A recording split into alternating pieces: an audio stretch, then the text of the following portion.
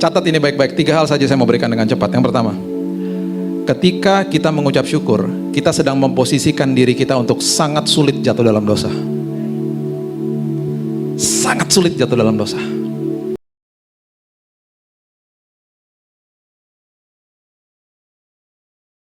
Silakan duduk. Shalom. Wow, keren tempatnya. Itu 5 tahun 5 usianya ya Pak ya. Oke. Itu kalau di Alkitab itu angka kasih karunia, the number of grace. Luar biasa. Oke, kita baru merayakan dan saya maunya dan selalu anjurkan bahwa kita terus rayakan karya Kristus yang besar di kayu salib sampai kepada kebangkitannya. Dan kita perlu tahu kenapa dia ada di situ, kenapa sampai dia mengorbankan hidupnya untuk kita semuanya. Saya suka menantang diri saya untuk bertanya kepada Tuhan hal-hal yang bagi saya ya pastinya saya nggak ngerti gitu ya.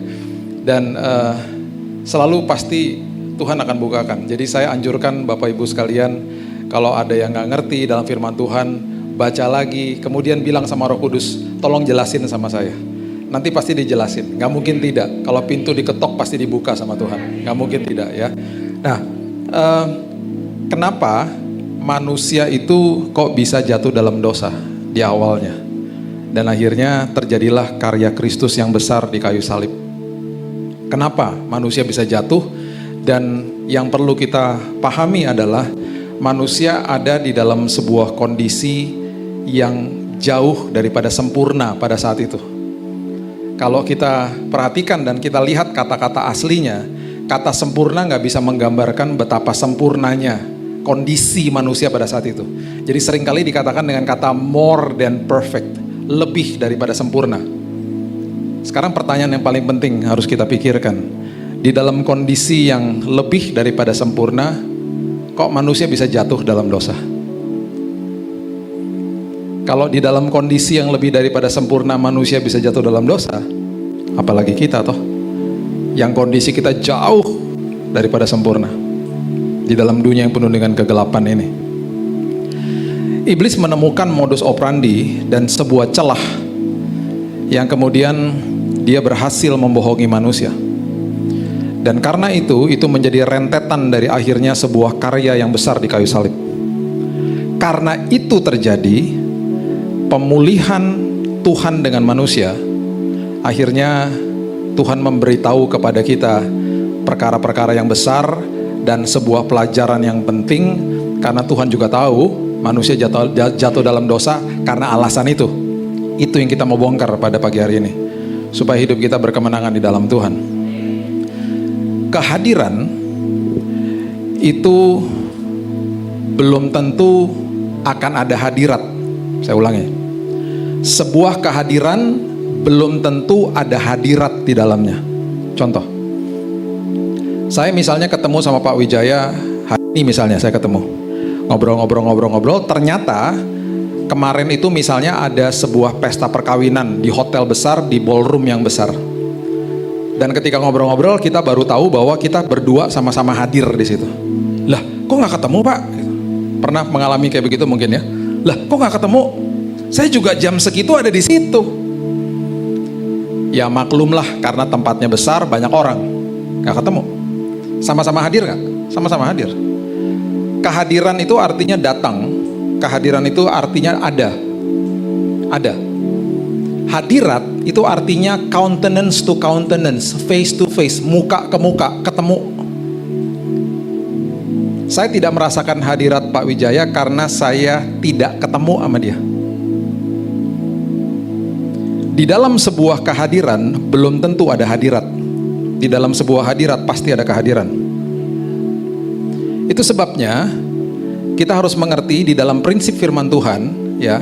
Seringkali di dalam bahasa Indonesia kurang tepat, ada 1.500 kata yang sedang digodok. Mudah-mudahan lembaga Alkitab segera mengeluarkan Alkitab yang terbaru.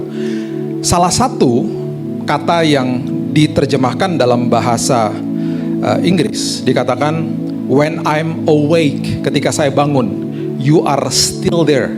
Engkau tetap ada Tuhan. Dengan kata lain, si pemazmur mau kasih tahu bahwa sebelum saya tidur Engkau ada, selagi saya tidur Engkau memandang aku, Engkau tetap ada.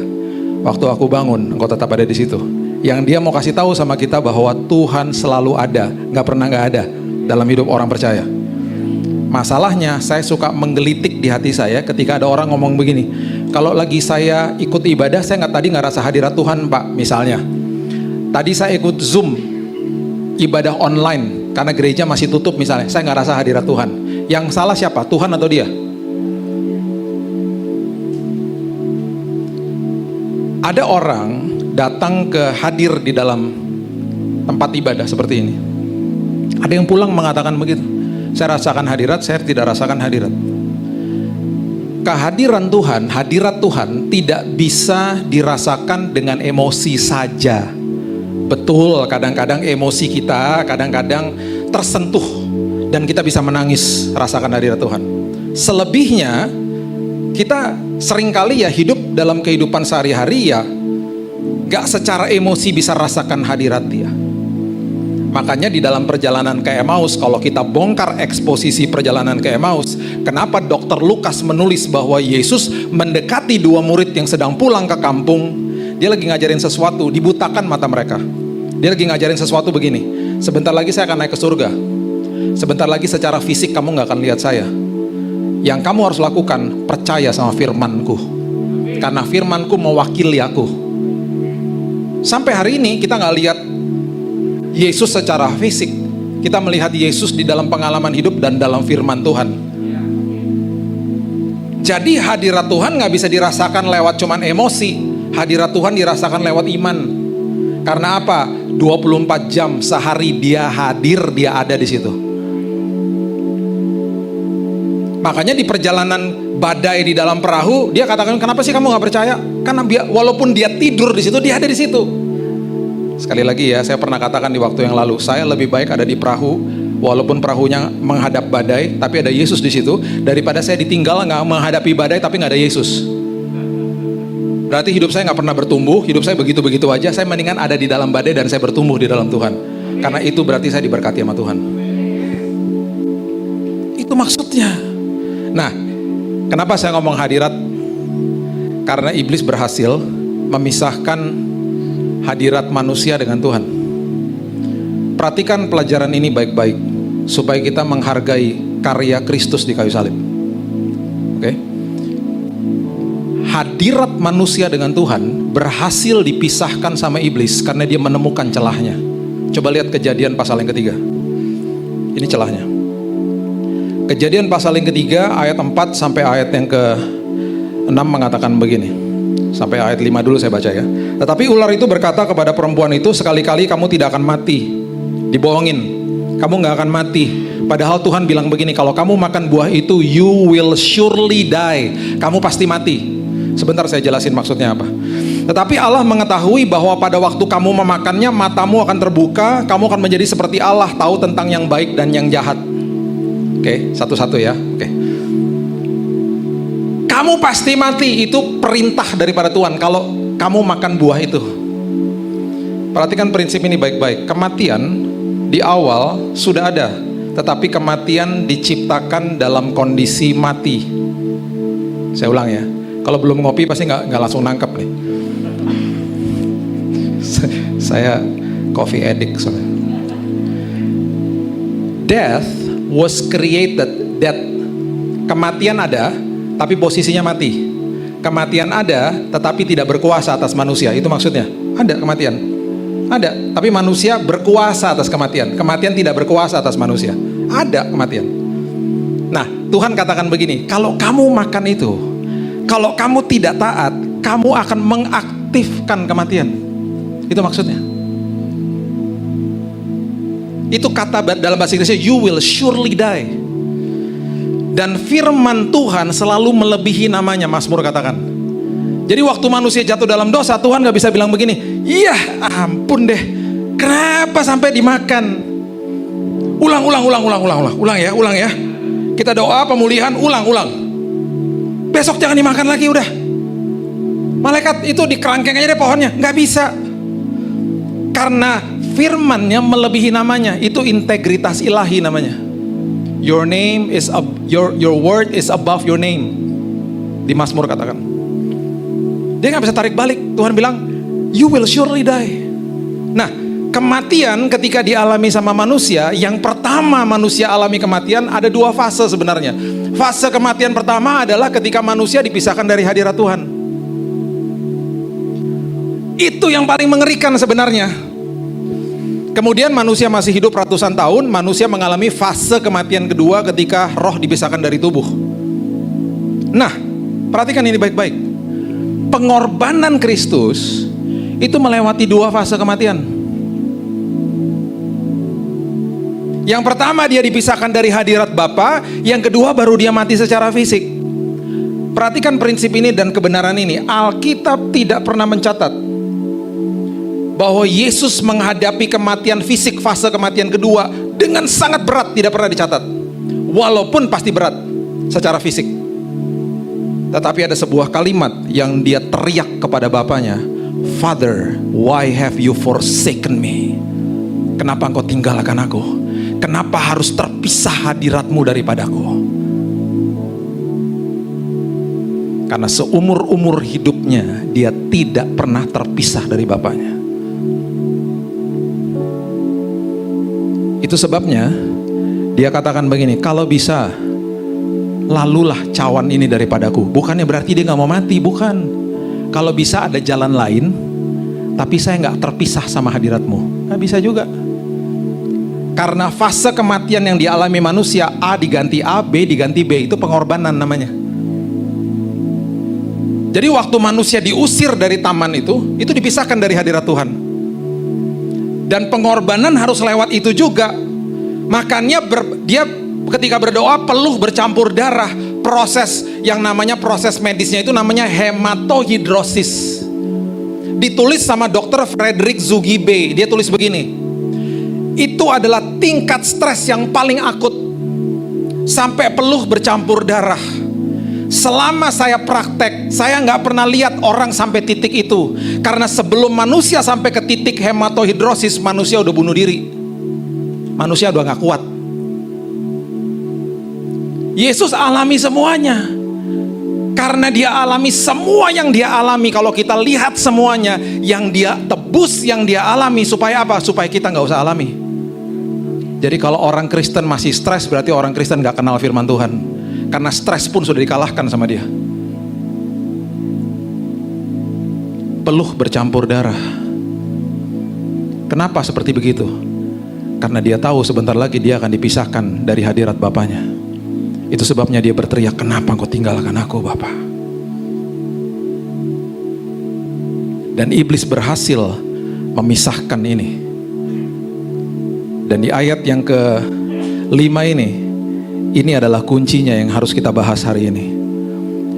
Dia bilang begini, Allah mengetahui pada waktu kamu memakannya matamu akan terbuka. Padahal udah terbuka matanya. Kamu akan menjadi seperti Allah, tahu yang baik dan yang jahat. Tahu nggak ini kondisinya apa? Perhatikan ini baik-baik. Iblis lagi menghembuskan sebuah kebohongan yang dia lagi kasih tahu sama manusia. Kondisimu yang lebih daripada sempurna ini tidak cukup.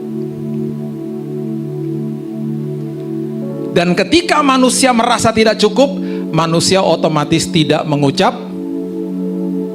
Itu alasan manusia jatuh dalam dosa. Saya buktikan kepada saudara. Manusia jatuh dalam dosa karena manusia tidak mengucap syukur. Dan ketika manusia tidak mengucap syukur, di titik manusia tidak mengucap syukur, perhatikan ayat yang berikut ini. Perempuan itu melihat bahwa buah pohon itu baik untuk dimakan dan sedap kelihatannya. Lagi pula pohon itu menarik hati karena memberi pengertian. Lalu ia mengambil buahnya, dimakan, diberikan juga kepada suaminya yang bersama-sama dengan dia, dan suaminya pun memakannya. Di titik manusia tidak mengucap syukur, dosa kelihatan menarik. Pohon itu ada di tengah-tengah mereka, dan mungkin setiap hari mereka lihat. Di dalam kondisi yang senantiasa mengucap syukur, dosa nggak pernah kelihatan menarik. Alkitab tidak pernah mencatat bahwa mereka melihat pohon itu menarik hati dan sedap untuk dimakan buahnya. Tidak pernah. Mereka pasti setiap hari dalam kondisi yang mengucap syukur, lihat pohon itu pasti, itu dia tuh pohonnya. Terus mereka udah cukup rasanya, mereka udah suka dan penuh dengan sukacita. Mereka tenang-tenang aja hidupnya, dosa gak kelihatan menarik. Tetapi di hari di mana iblis membohongi mereka bahwa kondisimu gak cukup, di hari mereka tidak mengucap syukur, tiba-tiba, hah, kok menarik ya kelihatannya ya.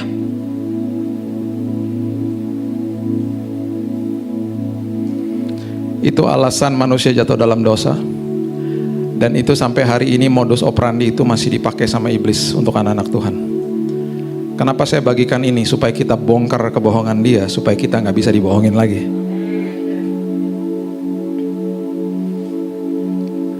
Dan ini yang terjadi. Kejadian 3 ayat 23 sampai 24. Lalu Tuhan Allah mengusir dia dari Taman Eden supaya ia mengusahakan tanah dari mana ia diambil. Ia menghalau manusia itu, dan di sebelah timur Taman Eden ditempatkannya beberapa kerub dengan pedang yang bernyala-nyala dan menyambar-nyambar untuk menjaga jalan ke pohon kehidupan. Ini fase kematian pertama. Manusia dipisahkan dari hadirat Tuhan. Dan yang menjaga hadirat Tuhan, saya nggak punya waktu untuk bahas tentang pohon kehidupannya. Itu segmen sendiri lagi. Kita bahas ini aja dulu. Manusia dipisahkan dari hadirat Tuhan. Ketika manusia dipisahkan dari hadirat Tuhan, yang menjaga hadirat Tuhan, bukannya berarti hadirat Tuhan harus dijaga, bukan. Yang mengawal hadirat Tuhan pada saat itu, ditugaskan untuk mengawal, itu namanya malaikat kerub. Malaikat kerub, Bapak Ibu bisa baca di Yehezkiel, itu mukanya 4 sisi. Tubuhnya ada bara api, kalau jalan berderu-deru, itu malaikat kerub. Saya ketika menjelaskan ini kepada anak-anak saya ketika mereka masih kecil-kecil, dan saya ajarkan mereka tentang perserikatan kemalaikatan, saya ngajarinnya begini. Departemen penerangan yang pimpin namanya Gabriel. Dia yang ditugaskan untuk kasih berita, betul? Itu departemen yang paling kalau ditugaskan paling, aduh, capek deh. Mungkin ya, ini kalau saya lagi cerita sama anak saya begitu. Kenapa? Karena setiap kali mereka datang manusia takut, dan mereka harus punya SOP, jangan takut. Dah elah ribet amat sih. Saya malaikat, saya bawa berita, begitu kan selalu kan. Cuman ada satu yang ketika malaikat turun dia nggak takut dan tidak bangun. Kisah Rasul 12 nanti baca sendiri di rumah. Ketika Petrus sedang dibelenggu, ada di dalam penjara, malaikat turun, dijelaskan dengan jelas. Malaikat Tuhan turun, itu Lukas yang tulis. Dokter Lukas yang tulis kisah para Rasul. Turun dengan cahaya yang bersinar. Petrus nggak bangun. Kenapa? Karena dia penuh dengan damai sejahtera dan sukacita ketika ada di dalam penjara. Dia tidak bergeming saat itu. Itu khotbah yang lain lagi. Itu saya coba masukinnya di situ. Oke, Departemen Pertahanan yang pimpin namanya Michael. Ketika Daniel berdoa, Michael mengirim anak buahnya, tolong jawab doanya, cepat turun. Dihadang sama malaikat Persia, iblis. Tertulis di kitab Daniel. Akhirnya bosnya turun. Kenapa lo? Gitu, kira-kira gitu kali ngomongnya. Ribet bos, ini lagi perang bos gini. Udah lo turun buruan sana, I'll take care of this, dia bilang gitu. Dia berkelahi, dia turun, anak buahnya turun ke Daniel, mohon maaf, bos, saya tertahan di udara, ngomong gitu dia. Itu kalau dijadikan Marvel keren banget pasti. Keren banget. Departemen Praise and Worship yang pimpin namanya Lucifer.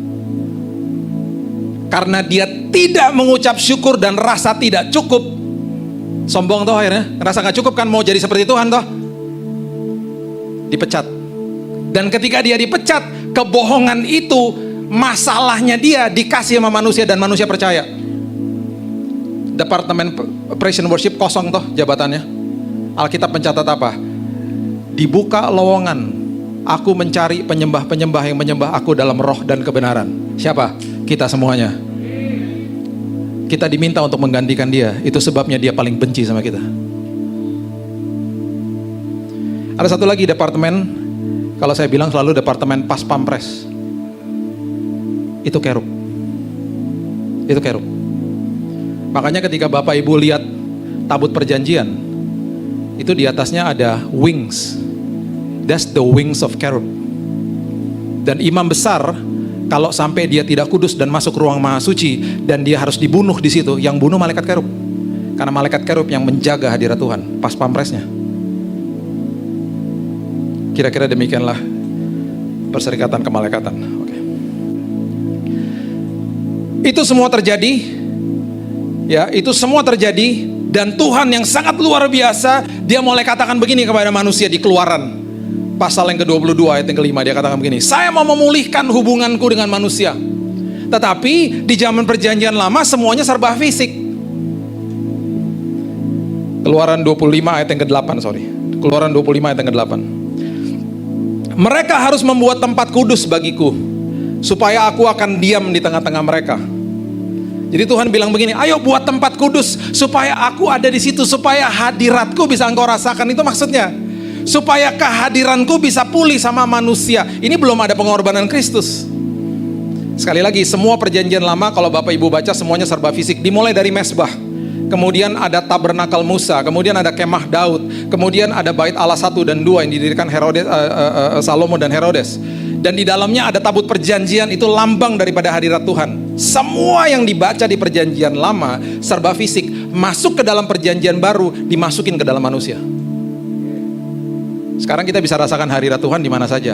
Engkau bisa menghampiri tahtaku kapan saja, di mana saja, dalam posisi apa saja. Jadi kalau ada yang masih berpikir begini, saya nggak mau Pak datang ke hadirat Tuhan, saya masih dosa. Orang kalau mandi nggak bersih-bersih dulu, mandi ya mandi aja. Datang ke hadirat Tuhan lagi dimandiin sama Tuhan, dibersihkan sama Tuhan. Engkau bisa menghampiri tahta kerajaanku kapan saja.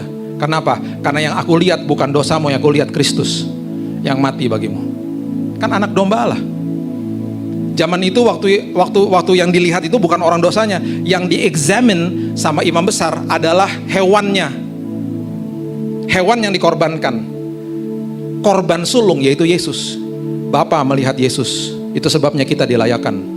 Makanya jangan pernah bilang di atas mimbar kalau berdoa, Tuhan layakan kami hari Minggu ini Tuhan untuk datang ke hadirat-Mu. Enak aja. Doanya gak bisa begitu. Doanya gini, Tuhan terima kasih Engkau sudah melayakan aku untuk datang ke hadirat-Mu. Kasih karunia udah dikasih sama Tuhan. Kita berdoa dari posisi menang, bukan minta kemenangan. Tuhan aku percaya kesembuhan sudah aku terima. Tuhan aku percaya kemenangan sudah aku terima. Tuhan terima kasih bahwa imanku mengalahkan dunia. Aku berdoa dari posisi yang sudah menang. The victory is on my side. Tuhan katakan begitu sama manusia. Ayo bangun mezbah, masuk ke dalam perjanjian baru. Dimasukin sini toh. Yang dulu kalau sakral apa? Bait Allah sakral. Sekarang apa? Yesus katakan begini, udah enggak. Sebentar lagi ada yang melebihi bait Allah. Murid-muridnya bingung, hah melebihi bait Allah? Ini kan besar banget Tuhan. Matius 12 Yesus katakan begitu kepada murid-muridnya. Markus 13 mereka baru keluar dari bait Allah, mereka bilang gini, Yesus ini kan gede banget, lebih besar dari kayak begini nanti dibangun lagi. Enggak, bentar lagi ini malah akan runtuh katanya, dihancurkan ketika perang. Dipertajam sama Paulus, tubuhmu adalah bait Allah. Makanya ketika dulu 2 tahun lalu gereja ditutup, saya bilang gini, gereja gak bisa ditutup, gedungnya ditutup, gereja tetap dibuka. Kan gerejanya kita, eklesianya Tuhan. Yang ditutup gedungnya, gereja nggak bisa ditutup. Gereja berdampak di mana-mana. Karena kita gerejanya. Itu sebabnya ibadah jalan terus, karena saya gerejanya. Wahyu pasal yang ke-4 ayat 9 mengatakan begini. Wahyu 4 ayat 9. Ya, dimasukin dalam sini nih sekarang. Setiap kali makhluk-makhluk itu mempersembahkan puji-pujian dan hormat dan apa? Ucapan syukur kepada Dia yang duduk di atas tahta itu dan yang hidup sampai selama-lamanya. Dulu mezbah, sekarang ketika engkau mau merasakan hadiratku, ngucap syukur. Karena aku tahu manusia jatuh dalam dosa karena tidak mengucap syukur. Mazmur 100 ayat 4 mengatakan apa? Masuk ke dalam pintu gerbangnya dengan nyanyian apa? Nyanyian syukur toh. Mau masuk ke hadirat Tuhan, passwordnya ngucap syukur. Mau tambah lagi merasakan dan betul-betul termanifestasi hadirat Tuhan selalu ada. Termanifestasi dalam hadirat Tuhan, ngucap syukur terus. Catat ini baik-baik, 3 hal saja saya mau berikan dengan cepat. Yang pertama, ketika kita mengucap syukur, kita sedang memposisikan diri kita untuk sangat sulit jatuh dalam dosa. Sangat sulit jatuh dalam dosa. Makanya saya kalau konseling anak-anak Tuhan yang jatuh dalam dosa macam-macam lah ya, pasti akarnya itu. Salah satunya dosa perselingkuhan. Ketika ditanya selalu gitu, ujung-ujungnya, coba ceritain dari awal Pak. Iya Pak, sekretaris di kantor udah bertahun-tahun loh Pak sama saya, gak pernah kelihatan menarik Pak. Tapi kapan Pak kelihatan menariknya Pak? Iya Pak, satu hari saya bangun pagi, saya lihat istri saya ngorok Pak. Mulai ada suara gini. Jelek banget ya. Itu baru awal.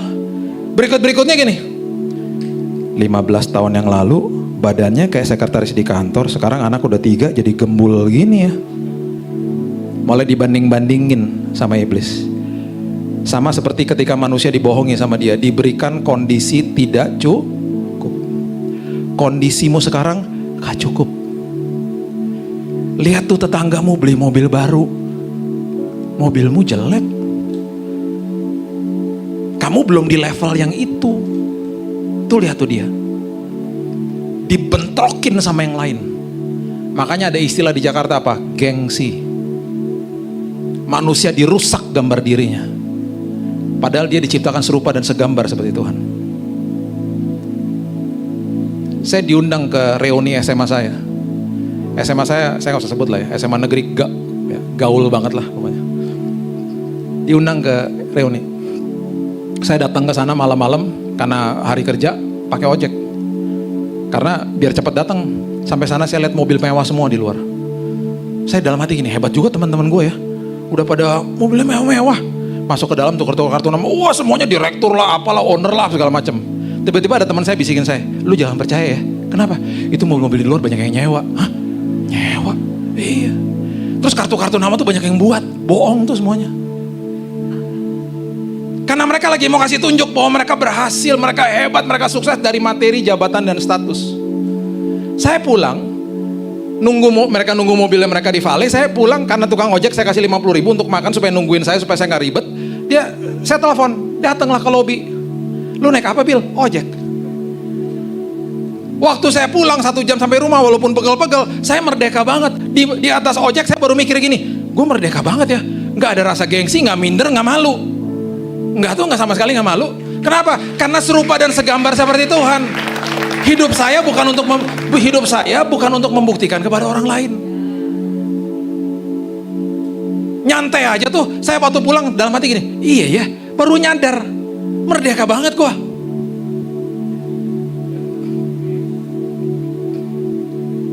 Setelah dia lihat istrinya yang udah gembul itu, di hari dia tidak mengucap syukur, sama seperti tadi kita baca. Di hari itu ketika dia masuk kantor, sekretaris yang dilewatin setiap kali kelihatan menarik. Dosa kelihatan menarik. Saya nggak katakan sekretaris itu dosa ya, bukan ya. Iblis memberikan dosa, kasihan banget sekretaris, nggak salah apa-apa. Itu dosa tuh. Orang cantik dibilang dosa ya ngawur juga. Nggak, bukan begitu maksudnya. Dosa bisa diplanted sama iblis di mana aja. Dosa seliuran kok di mana-mana. Tapi dosa nggak akan kelihatan menarik kalau kita hidupnya senantiasa ngucap syukur. Yang kedua, perhatikan Kejadian pasal yang ke-22 ini. Kejadian 22 ayat yang ke-5 mengatakan begini. Kata Abraham kepada kedua bujangnya itu, tinggallah kamu di sini dengan keledai ini, aku beserta anak ini akan pergi ke sana. Ini bicara soal tanah Moria. Tanah Moria adalah tempat di mana dia akan mengorbankan Ishak. Kami akan sembayang. Kata sembayang adalah worship with thanksgiving, itu artinya, bahasa aslinya. Sesudah itu dia katakan begini kepada bujangnya, aku kembali kepadamu atau kami kembali kepadamu. Berarti Abraham bilang begini, gua gak tahu apa yang terjadi di atas, tapi gue tahu satu dengan iman, apapun terjadi gue akan balik lagi sama anak gue. Jadi dia katakan, bukan aku kembali, kami akan kembali. Sebelum dia katakan kami akan kembali, dia worship with thanksgiving. Dia ngucap syukur dulu sama Tuhan. Di dalam ucapan syukur, iman kita terstimulasi. Bayangin, lagi menghadapi masalah. Terima kasih ya Tuhan. Aku gak punya drone di atas, aku gak bisa lihat ujungnya. Tuhan bisa lihat. Pimpin aku aja ya Tuhan, aku gak bisa lihat soalnya. Aku percaya sama pimpinanmu. Aku tidak lagi mau mempertanyakan bagaimana, kapan, dan sampai di mana. Aku mau ikut sama Tuhan aja, pimpinan Tuhan. Pimpin ya Tuhan. Tuhan yang bisa lihat kok semuanya. Tuhan bahkan sudah ada di hari esok aku, karena Engkau menembus waktu Tuhan. Aku gak bisa lihat. Pimpin aku aja Tuhan. Dan selagi aku berjalan, walaupun di depan mata jasmaniku gak enak, aku senantiasa akan kasih tahu, Tuhan kau baik ya Tuhan, kau luar biasa. Aku belajar memandang kepada Tuhan, bukan mandang masalahku Tuhan. Sama seperti dari 12 pengintai ketika mereka pulang, mereka katakan, betul mereka raksasa, tetapi Tuhan saya lebih raksasa, Tuhan saya lebih hebat, Tuhan saya lebih luar biasa. Masalah saya besar, tapi Tuhan saya lebih besar. Iman kita akan terstimulasi. Makanya kondisi kesehatan jiwa, ketenangan jiwa gak bisa diukur dari apa yang terlihat. Manusia mengejar hal-hal yang terlihat, jabatan, harta, status. Manusia lupa, kenapa dikejar? Karena mau dipertontonkan sama orang lain. Manusia lupa, manusia tidak kejar yang namanya damai sejahtera, sukacita, hikmat, pengharapan, hal-hal yang ada di dalam, yang memperkaya hidupnya. Makanya kenapa teman saya yang tinggal di kos-kosan, dengan gaji awal sebuah perusahaan kecil, hidupnya happy-nya minta ampun. Teman saya satu lagi, dua-duanya anak-anak Tuhan kok, suka ke gereja, setiap minggu rajin ke gereja. Yang satunya lagi punya apartemen, rumah hebat di perumahan yang sangat hebat lah di Jakarta. Satu hari loncat dari apartemennya, bunuh diri. Dua-duanya dengar firman, yang satu ngucap syukur, yang satunya gak ngucap syukur. Banding-bandingin hidupnya sama orang lain, gak pernah rasa cukup. Oke, yang terakhir, 2 Tawarikh 20 ayat yang ke-13 mengatakan begini. 2 Tawarikh 20 ayat yang ke-13. Sementara itu seluruh Yehuda berdiri di hadapan Tuhan, juga segenap keluarga mereka dengan istri dan anak-anak mereka. Kenapa? Karena Bani Moab dan Bani Amon mau menyerang mereka. Bani Moab sama Bani Amon adalah bani yang lahir dari incest. Ketika mereka perang, bukan sekedar serdadu yang dibunuh, anak dan istri diambil sebagai budak. Makanya seluruh bangsa menghadap Tuhan. Ayat 17, dalam peperangan ini tidak usah kamu bertempur, hai Yehuda dan Yerusalem. Tinggallah berdiri di tempatmu dan lihatlah bagaimana Tuhan memberikan kemenangan kepadamu.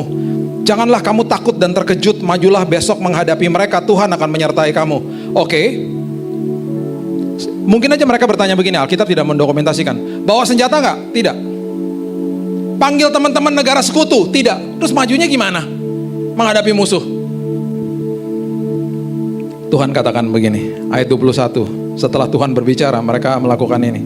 Ayat 21. Setelah ia berunding dengan rakyat, ia mengangkat orang-orang yang akan menyanyi nyanyian untuk Tuhan dan memuji Tuhan dalam pakaian kudus yang semarak pada waktu mereka keluar di muka orang-orang bersenjata. Sambil berkata, nyanyikanlah nyanyian syukur bagi Tuhan, bahwasannya untuk selama-lamanya kasih setianya. Dengan kata lain, Tuhan katakan begini, maju dengan ucapan syukur. Bergetar gak lututnya? Pastilah. Disuruh berhadap sama musuh yang bersenjata, Alkitab katakan. Majunya gak bawa apa-apa. Majunya ngapain? Nyanyikan nyanyian syukur bagiku. Dengan kata lain Tuhan katakan begini, kamu tahu kan, kalau kamu mengucap syukur, hadiratku turun. Dan ketika aku turun dengan hadiratku, aku bawa malaikat kerub sama-sama aku. Dan apa yang terjadi? Kebingungan dong mereka, berperang satu sama lain. Kan kalau jalan berderu-deru, 4 sisi ada bara api kalau datang, malaikat kerub. Yang terjadi adalah di ayat yang ke-24. Ketika orang Yehuda tiba di tempat peninjauan di padang gurun, mereka menengok ke tempat laskar itu. Tampaklah semua telah menjadi bangkai berhantaran di tanah, tidak ada yang terluput, mati semuanya. Yang lebih hebat lagi ayat 25, lalu Yosafat dan orang-orangnya turun untuk menjarah barang-barang mereka. Mereka menemukan banyak ternak, harta milik, pakaian, barang-barang berharga. Yang mereka rampas itu lebih banyak daripada yang dapat dibawa. 3 hari lamanya mereka menjarah barang-barang itu, karena begitu banyaknya. Bukan sekedar musuh kita dihalau sama Tuhan, ada perkenanan Tuhan menanti di balik itu. Ketika kita maju dengan ucapan syukur, ada kuasa di balik ucapan syukur. Begitu dahsyatnya sebuah ucapan syukur, karena Tuhan tahu manusia jatuh ke dalam dosa karena ucapan syukur, karena tidak mengucap syukur. Itu sebabnya dia katakan, isi hidupmu dengan ucapan syukur. Bapak Ibu sudah tahulah kondisi saya waktu saya sakit.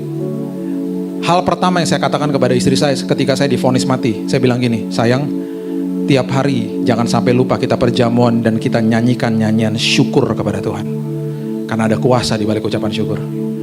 Setelah saya disembuhkan sama Tuhan dalam hitungan hanya 1 bulan, waktu istri saya ngecek ke bawah, sekali lagi ya, saya pergi ke Singapura dirawat di sana, itu karena kemurahan Tuhan.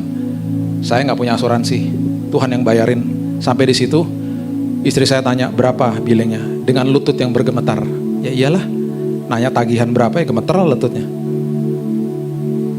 Mbaknya bilang gini, udah lunas bu. Ada 80 orang datang menjenguk saya tanpa saya undang. Sepertiganya saya gak kenal. Udah lunas bu, bahkan kelebihan bayarnya. Kami pulang ke Indonesia, bawa uang kelebihan. Sampai saya bilang sama istri saya, telepon orang-orang yang sedang sakit, khususnya teman-teman yang kita kenal, tabur semuanya. Ini dari Tuhan, balikin kepada mereka. Tuhan bantu kita, sekarang kita bantu orang. Saya di detik terakhir, saya bilang gini sama istri saya, besok kita pulang, oke. Book pesawat dong. Kita cari berdua di Traveloka. Yang paling murah Lion Air, 600.000. Murah nih, nah ini aja yang paling murah itu. Kita mau ngeklik, tiba-tiba ada telepon masuk. Teman istri saya, Ci, lu kapan pulang? Besok. Udah beli tiket? Ini baru mau beli. Jangan. Loh kenapa? Gua kan world traveler. Dia teman kita, tiap tahun keliling dunia, masih single. Siapa yang berminat silahkan. Cewek cantik masih single, ya. Cinta Tuhan, paling penting tuh cinta Tuhan. Keliling dunia tiap tahun, karena nggak punya keluarga, keliling dunia. Tiket SQ-nya Singapore Airlines itu poinnya kebanyakan. Dia bilang 2 bulan lagi nih poin gue angus, sayang dong. Sementara gue bisa kasih lu. Udah tenang dulu, gue urus, minta nama lu. Nah, setengah jam kemudian ada email masuk, kita berdua dikasih bisnis kelas sama dia. Saya pulang, saya duduk di bisnis sampai saya fotoin. Udah disembuhin Tuhan, dibayarin sama Tuhan, dikasih bisnis kelas lagi pas pulang. Itu yang saya ingat sama Yosafat. Ketika musuhmu dihalau, di balik itu ada perkenanan Tuhan. Kenapa? Mengucap syukur. Saya akan tutup dengan ini ya. Daud bilang begini sama advisernya, Nabi Nathan. Lu tanya sama Tuhan, gue mau mendirikan bait Allah. Karena tabut perjanjian yang lambang daripada hadirat Tuhan, begitu menghargainya hadirat Tuhan, itu ada di bawah kemah yang reot. Kemah Daud. Sementara kita tinggal di istana yang dari kayu aras. Enak aja, gak pantas banget sih. Itu kan hadirat Tuhan, hargai dong. Sekali lagi ya, semua serba fisik saat itu. Nabi Nathan datang kepada Tuhan. Nabi Nathan balik, dia bilang ini, bos gak usah bos. Tuhan bilang gak usah, nanti biar anakmu yang akan membangun bait Allah. Siapa namanya? Salomo. Tetapi karena inisiatifnya datang dari bapaknya, dari Daud, perjanjian kudus, ada holy covenant yang Tuhan lakukan kepada Daud. Dia katakan begini, keluarga, kerajaan dan keturunanmu akan aku kokohkan sampai selama-lamanya. Gara-gara dia mau bangun bait Allah, karena gara-gara dia menghargai hadirat Tuhan. Apa yang terjadi? Beberapa generasi ke bawah hidup di dalam dosa. Dan Alkitab mencatat dengan sangat jelas, harusnya aku koyakkan kerajaanmu, tetapi karena moyangmu Daud, aku luputkan engkau. Ada holy covenant. 300 tahun Daud udah gak ada. Hiduplah seorang raja namanya Raja Hizkia, dikepung sama bangsa Asyur. 185.000 tentara ngepung dia. Apa yang terjadi? Pada malam hari malaikat Tuhan turun. Itu pasti kerub. Dan 185.000 tentara Asyur mati. Itu 300 tahun loh. Daud udah gak ada. Dan firman Tuhan katakan begini, aku lakukan itu karena namaku, for my namesake, untuk kemuliaanku, dan karena moyangmu Daud. Siapa keturunan Daud sampai hari ini? Bangsa Israel. Gak sampai 5% percaya Yesus. Bangsa itu bukan sekedar diluputkan, bangsa itu merupakan bangsa yang menguasai semua aspek kehidupan. Sekarang ada tur ke Tel Aviv, yang kita bisa datang ke pabrik-pabrik dan ke kantor-kantor dan mempelajari inovasi mereka. Ada perusahaan namanya Given Image yang membuat kamera terkecil yang bisa masuk ke tubuh manusia. Dunia medis dikuasai, dunia perbankan dikuasai. Saya tinggal 13 tahun di Amerika, punya teman-teman marinir yang suka pergi ke Israel. Saya tanya, ngapain sih ke sana? Belajar. Karena sistem keamanan mereka yang rancang, bukan kita. Bukan sekedar mereka dijaga Tuhan, keturunannya, keluarganya, kerajaannya dikokohkan sampai selama-lamanya. Prosesor yang Bapak Ibu pegang di handphone kita masing-masing, itu buatan mereka. Mereka nggak butuh nama, nggak butuh merek. Semua merek yang buat handphone bayar royalti ke mereka. Dahsyat bangsa ini. Apalagi kalau kita bicara Yerusalem, dahsyat. Kenapa? Ada perjanjian kudus. Saya tutup dengan kalimat ini. Hargai hadirat Tuhan. Ucap syukur senantiasa. Keturunan dan keluarga kita akan dikokohkan sama Tuhan. Dikokohkan sama Tuhan. Kita akan membuat diri kita untuk sangat sulit jatuh dalam dosa. Iman kita terstimulasi. Musuh kita dikalahkan. Keluarga dan keturunan kita dikokohkan Tuhan. Berikan tepuk tangan kita untuk Tuhan kita. Bapak, terima kasih, mengucap syukur buat hari ini. Kami sudah belajar Tuhan, kenapa manusia jatuh dalam dosa. Kami begitu menghargai karya Tuhan yang besar di kayu salib. Engkau melewati fase-fase kematian karena dosa manusia. Itu sebabnya Tuhan, kami tidak mau menyia-nyiakan apa yang Tuhan lakukan bagi kami. Itu sebabnya ini komitmen kami hari ini Tuhan. Kami senantiasa akan isi pikiran dan hati kami dengan ucapan syukur. Apapun yang terjadi, Tuhan selalu merancangkan yang terbaik bagi kami. Walaupun di depan kami gak enak dan gak suka kami lihatnya Tuhan. Walaupun kelihatannya gak baik, tapi semua yang Tuhan rancangkan itu selalu benar. Di dalam kebaikan belum tentu benar, di dalam kebenaran pasti ada kebaikan. Kami serahkan pikiran dan hati kami ke dalam perhentian-Mu ya Tuhan. Rest in You. Hari ini kami tukar semua kekhawatiran kami dengan damai yang Tuhan sudah siapkan bagi kami. Dan kami percaya setiap hari apapun yang terjadi, kami akan selalu katakan, Engkau baik Tuhan, Engkau luar biasa. Hati kami penuh dengan ucapan syukur. Kami masuk ke dalam pintu gerbang Tuhan dengan nyanyian syukur. Dan kami sedang memposisikan hidup kami untuk sangat sulit jatuh dalam dosa. Iman kami bertumbuh Tuhan. Musuh kami dihalau sama Tuhan. Ada perkenanan Tuhan, keturunan kami, keluarga kami dikokohkan sama Tuhan. Karena rumah kami, tempat usaha kami, dimanapun kami ada, kami isi dengan ucapan syukur. Disitulah hadirat Tuhan bersemayam di atasnya. Terima kasih Tuhan. Meteraikan firman ini ya Tuhan. Dan kami akan jadi pelaku-pelakunya. Hanya di dalam satu nama, nama yang indah. Yesus Kristus Tuhan dan Juru Selamat kami. Kami sudah berdoa dan mengucap syukur. Kita sama-sama katakan, amin. God bless you.